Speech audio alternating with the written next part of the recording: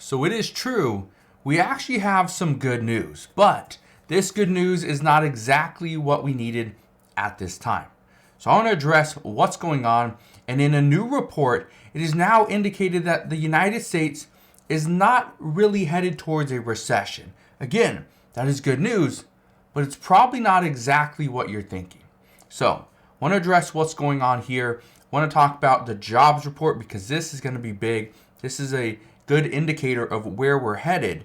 But the first thing that I want you to do, the only thing that I ask, if you can do me a favor, go ahead, hit that like button and consider subscribing. Now, right now, this good news could be a little bit premature. The report that I'm talking about is the jobs report. Now, the jobs report is a very important report. This is something that the Federal Reserve is using. The Federal Reserve is looking at this to determine should we continue to raise rates, which is going to create more pain, or do we pause or potentially lower rates? Well, here's what I can tell you.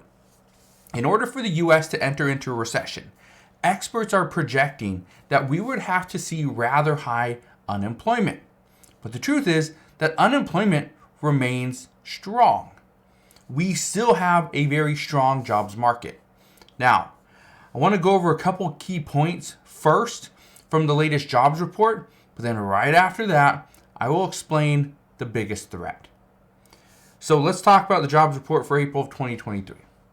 So total non-farm payroll employment rose by 253,000 jobs. The unemployment rate is unchanged at 3.4%. And this is what I was talking about.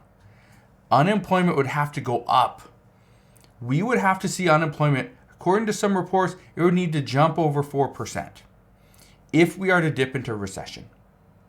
Well, there are some things out there like the banking crisis, like commercial mortgage-backed securities. These are a couple issues that if we see them further dip into our economy, if we see this commercial mortgage-backed securities, if we see this really take hold, then we could easily get to 4%. Easily get to 4%. Now, let's go right back to the jobs report. So one of the big key factors here is the average hourly earnings. Now, average hourly earnings used to be 4.2%. This was back in March. Well, it actually increased to 4.4% in last month, okay, in April. Now, month over month, we saw an increase of 0.5% annualized. That is 6%.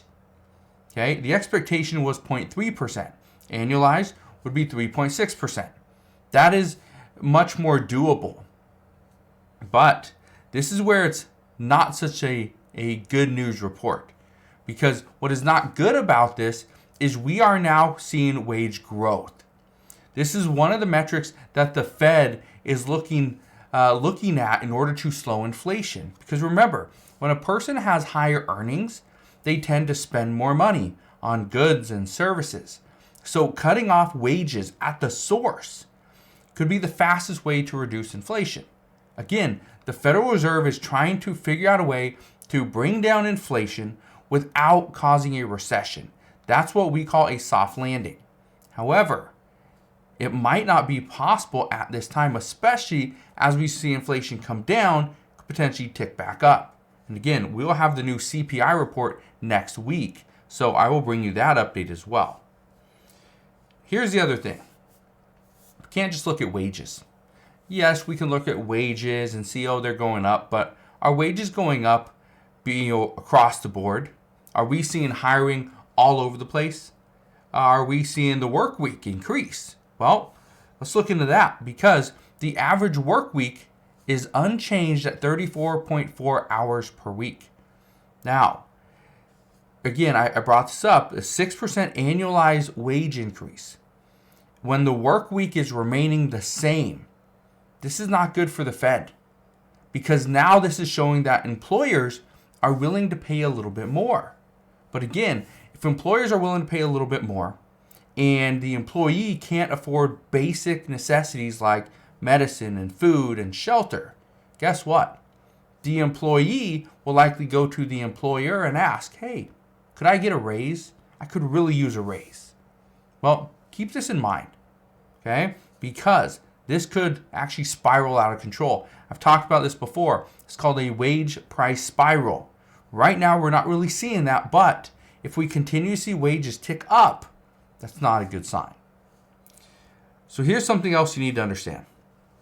The Federal Reserve just this week made it seem like pausing interest rate hikes was part of the plan, that this was being highly considered.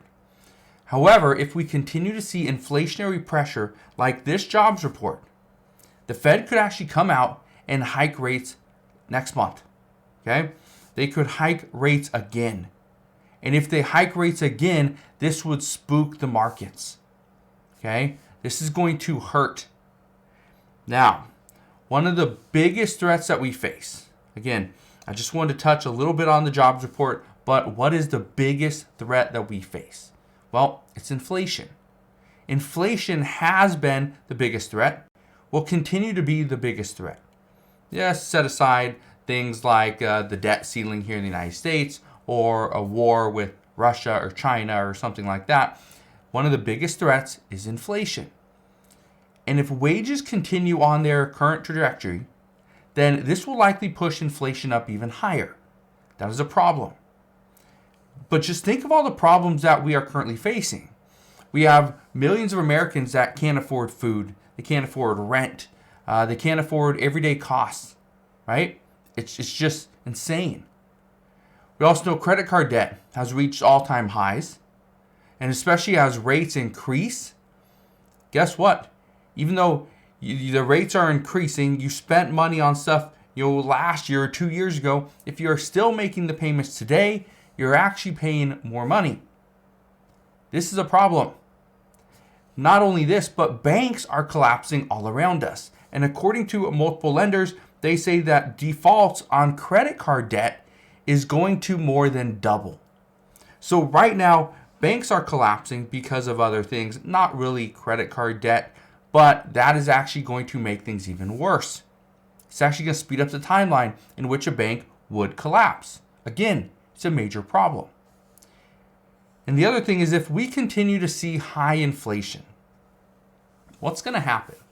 Well, the Federal Reserve is going to have no other choice than to come out, raise rates even faster and even stronger. And if this happens, it's going to create more pain than what we are feeling right now. But also keep this in mind.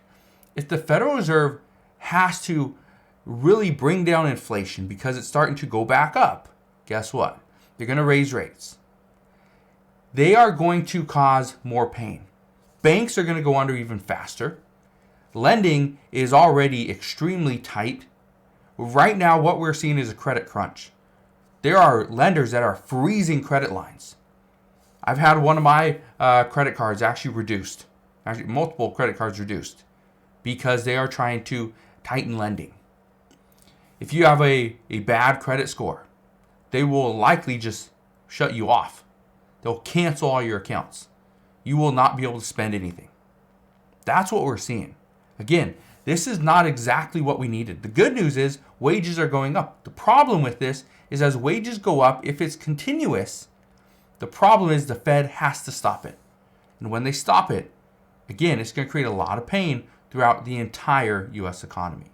So, just wanted to fill you in on what we are currently seeing as of this morning. But again, thank you guys for watching. Have a wonderful rest of your day. Consider subscribing. I'll see you guys on the next one.